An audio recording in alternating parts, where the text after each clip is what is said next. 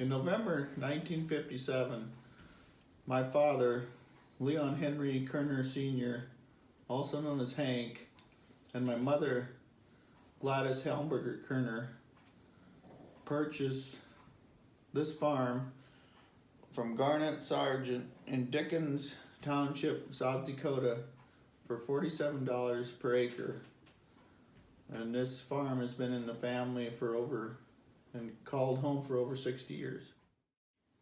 Starting in 1957, my family milked 9 Holstein cows by hand each day at 5:30 in the morning and 5:30 at night. By 1992, we had automatic milking machines to milk the herd that had grown to 80 cows.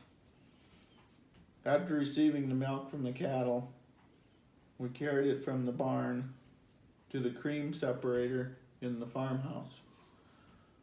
Once the cream separated, we sold the cream and the milk at the small town of Gregory, 10 miles away from the homestead. We used this cream and milk money to buy groceries and other supplies needed on the farm. Dad sold the dairy herd in 1992 and began a beef herd of 80 Black Angus cattle. Over the years, the farm grew from the original 200 acres to over 4,000 acres, most of which are used for pasture and alfalfa. With the growth of the farm, the cow herd has now grown to over 1,000 cattle. Having a herd of this size fills our spring days with calving. With the birth of every newborn calf comes a working of each calf and its mother. This includes vaccinating, ear tagging, and documenting each calf so that it can be identified later on in the spring when it comes time to sorting the herd.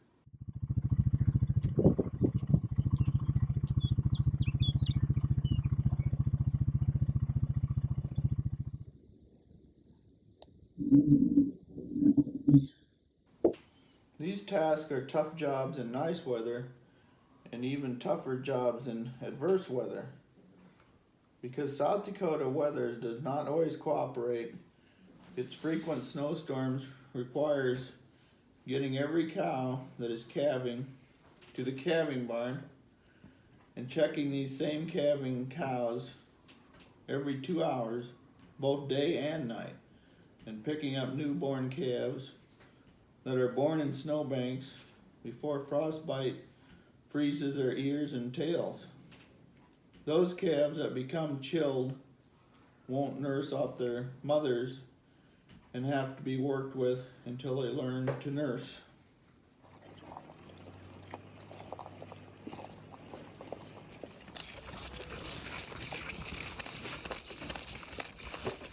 With the warmer days of spring around the middle of May and into the summer, the cows and calves are sorted according to their ear tags and hauled with horse trailers to their summertime pastures. This task is usually accomplished in 2 long days, providing the weather is nice and the roads are dry.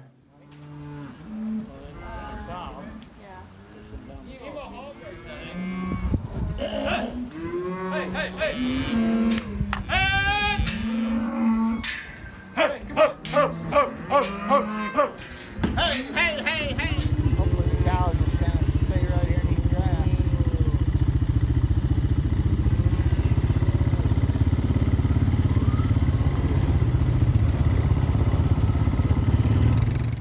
After all the cattle are in the new pastures, they must be counted and checked to make sure all are paired up. At this time, salt and mineral are given in the pastures. Then the cattle have to be checked and provided salt and mineral about once a week until the 1st of November. Now that it is fall, our days are filled with rounding up and weaning calves from cows. This is a stressful time of year for newly weaned calves as well as humans. Newly weaned calves miss their mothers and their familiar surroundings, so they need to be kept in small and very secure fences for about 2 weeks following weaning. The newly weaned calves can become spooked very easily in their unfamiliar surroundings, often leading to broken gates and no calves in sight. Newly weaned calves are started on a special diet to prevent sickness. They are hand-fed small amounts of grain on the start and then gradually increased and fed twice a day with a feeder wagon.